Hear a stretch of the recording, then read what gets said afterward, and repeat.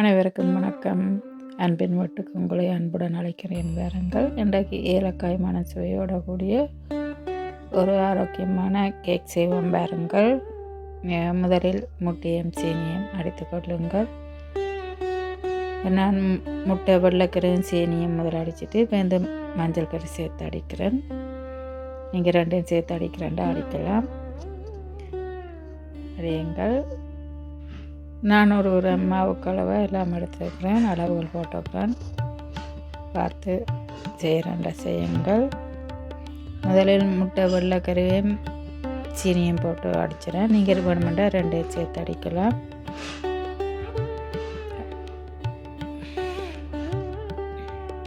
முட்டையும் சீனியும் அடித்த பிறகு நான் இதுக்கு பேக்கிங் பவுடரையும் வெனிலா சுகரையும் சேர்த்து அடிக்கிறேன். இங்கே பேக்கிங் பவுடர் மாவோடு சேர்த்து அடிக்கிறேன்டா அடிக்கலாம்.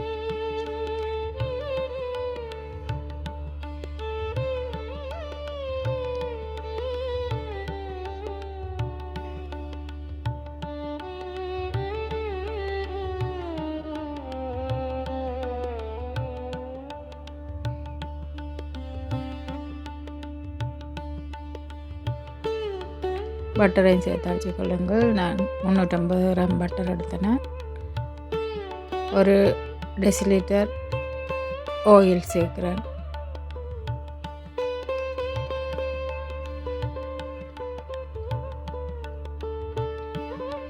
இப்பொழுது மாவை மரித்து போட்டுக்கொள்ளுங்கள். மாவை மரித்து அப்படியே போட்டு அடித்து கொள்ளுங்கள். அடித்த பிறகு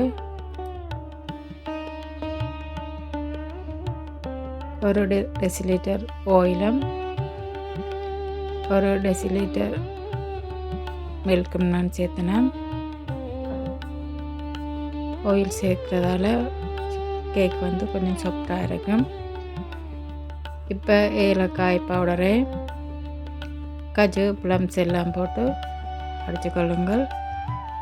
அடிச்சுட்டு அவனில் வச்சு கேக் எடுத்து சாப்பிடலாம். கேக் நல்ல சாஃப்டாகவும் சுவையாகவும் இருக்கும். கிடைக்க காஜு பாதாம் எல்லாம் கடிபடைக்க நல்ல சுவையும் டேஸ்ட்டையும் தரும். மனம் நல்லா இருக்கும். ஏலக்காய் வாசம் நல்லா சாஃப்டாக இருக்கும். ட்ரை பண்ணி பார்த்து அப்படி இருந்தாலும் சொல்லுங்க. நன்றி, வணக்கம்.